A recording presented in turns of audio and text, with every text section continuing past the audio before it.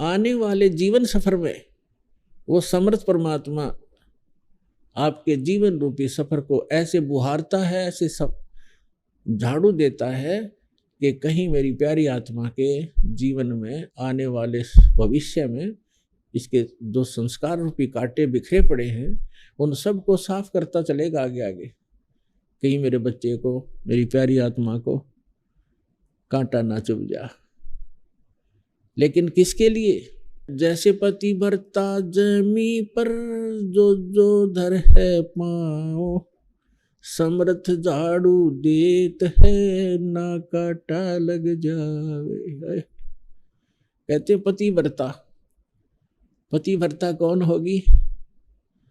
जैसे गीता अध्याय नंबर 13 में लिखा है कि अव्यभिचारिणी भक्ति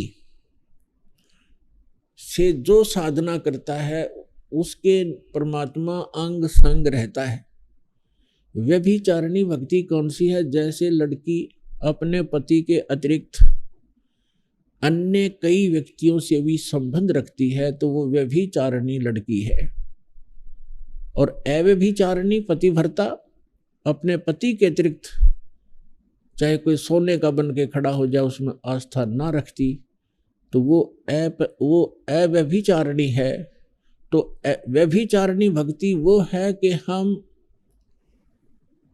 इष्ट रूप में, जैसे हमारे पहले कितने देवता हमारे इष्ट थे, हनुमान जी इष्ट, बाबा श्याम जी इष्ट, श्री कृष्ण जी इष्ट, विष्णु जी इष्ट, रामचंद्र जी इष्ट, श्री विष्णु जी इष्ट, श्री शंकर भगवान इष्ट और माता इष्ट, यानी ये सारे हमारे खसम थे, हमारे इष्ट थे, हमारे मालिक मान लिए थे हमने।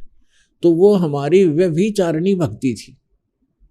और जो हमने इष्ट मानना चाहिए था, जो हमारा असली पति है, मालिक है, उसका हमें ज्ञान भी नहीं था। तो अब हम केवल एक कबीर परमेश्वर को अपना इष्ट मानेंगे, पति मानेंगे, खसम मानेंगे, स्वामी मानेंगे, मालिक। और अन्य जितने भी देव हैं, जितने भी मंत्र जाप हम करते हैं, ये उनको हम इष्ट नहीं मानते। ये हमारे मालिक नहीं है, पति नहीं है।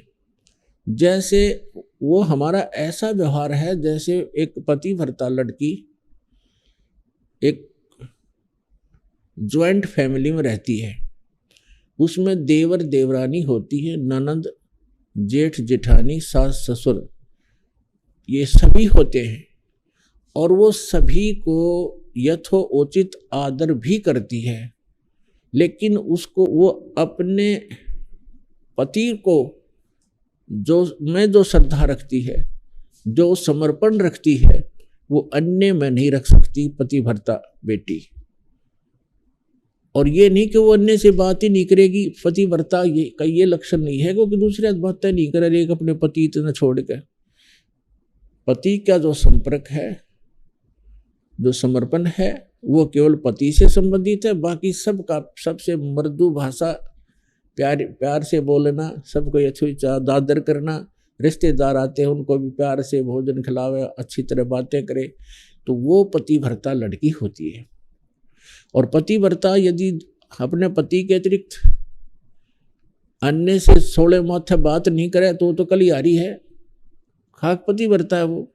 तो इसी प्रकार हमारा एक ज्वाइंट फैमिली है ये।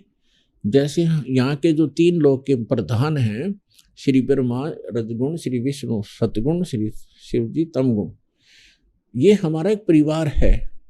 और देवी जो इनकी पत्नियां हैं, ये भी हमारे लिए आदरणीय है, ये भी हमारे लिए आदरणीय है, रेस्पेक्टिव है। और जितने भी अन्य देव हैं, जितने भी महापुरुष हुए हैं, तो वो हमारे लिए सब एक आदरणीय होते हैं। सबके साथ एक बहुत ही अच्छा व्यवहार रखना चाहिए हमारे को, तब हम इस ज्वाइंट फैमिली में सुख से रह सकेंगे और पूरे परिवार में शांति भी रहेगी। लेकिन हम इष्ट हमारा एक ही रहेगा। जैसे पतिव्रता लड़की सबसे प्यार भी करती है, जैसे बहन ननद से, छोटी बड़ी से उसी सतर का, और देवरानी और जेठानी, जेठ और देवर से, सास ससुर से सभी प्यार से रहती है। और ऐसा लगता है सबको अपना, अपनी सी लगती है सबको।